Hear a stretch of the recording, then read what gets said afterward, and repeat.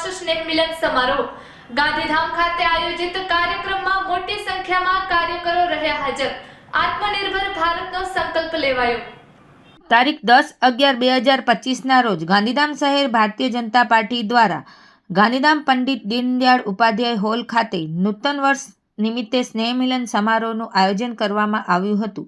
આ સમારોહમાં પ્રદેશ ભાજપ મહામંત્રી તથા કચ્છ મોરબી સાંસદ વિનોદભાઈ ચાવડા, કચ્છ જિલ્લા ભાજપના પ્રમુખ દેવજીભાઈ વરચંદ, જિલ્લા પંચાયત પ્રમુખ જનકસિંહ જાડેજા, ધારાસભ્ય માલતીબેન મહેશ્વરી, જિલ્લા મહામંત્રી ધવલભાઈ આચાર્ય, જિલ્લા મંત્રી વિકાસભાઈ રાજગોર, શહેર ભાજપ પ્રમુખ વિજયભાઈ પરમાર, તેજસભાઈ શેઠ, ચેમ્બરના પૂર્વ પ્રમુખ તેજાભાઈ કાનગડ, મંત્રી મહેશભાઈ તીર્થાણી, મોમાયભાઈ ગઢવી, મહેન્દ્રભાઈ જુનેજા, મનોજભાઈ મુલચંદાણી સહિતના અગ્રણીઓ ઉપસ્થિત રહ્યા હતા। સમારોહની શરૂઆત વંદે માતરમ ગાન સાથે થઈ હતી। ત્યારબાદ ઉપસ્થિત મહેમાનોએ કાર્યકરોને નવા વર્ષની શુભેચ્છાઓ પાઠવી હતી। આવનારા વર્ષમાં કાર્યકરો નવા જુસ્સા સાથે આગળ વધી નિરોગી રહીને પક્ષની સેવામાં જોડાય તેવી હાકલ કરવામાં આવી હતી। આ ઉપરાંત અગ્રણીઓએ નાગરિકો સાથે સંવાદ સાધી હર ઘર સ્વદેશી અને આત્મનિર્ભર ભારતનો સંકલ્પ લેવામાં આવ્યો હતો।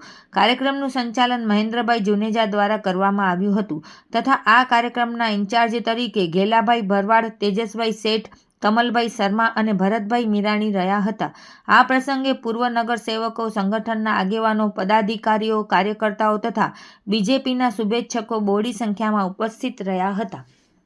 દિવાળીના પર્વ પછી કચ્છ જિલ્લામાં ભારતીય જનતા પાર્ટી પરિવાર દ્વારા દરેક વિસ્તાર વાઇઝ જિલ્લા પંચાયત સીટ તેમજ શહેર વિસ્તારમાં વિસ્તાર દીઠ સ્નેહ મિલનના આયોજન થયા છે।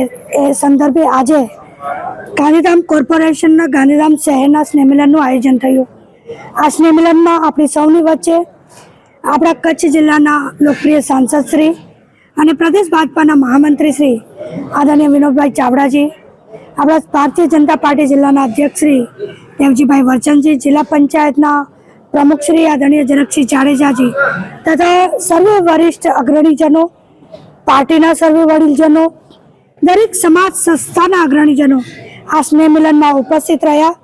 સર્વે નવા વર્ષની શુભકામનાઓને આપલે કરી ને આવનારું આખું વર્ષ આપણે સૌ એક સંકલ્પ લઈ કે આપણો દેશ આદરણીય પ્રધાનમંત્રી શ્રી નરેન્દ્રભાઈ મોદીજીના અભિયાન અંતર્ગત આત્મનિર્ભર બને, સર્વે લોકો સ્વદેશી અપનાવે એ બાબતના આજે અહીંથી સંકલ્પ પણ લીધા। સર્વેની શુભકામનાઓ ઉત્સાહભેર, ઉમળકાભેર આજે મળી છે।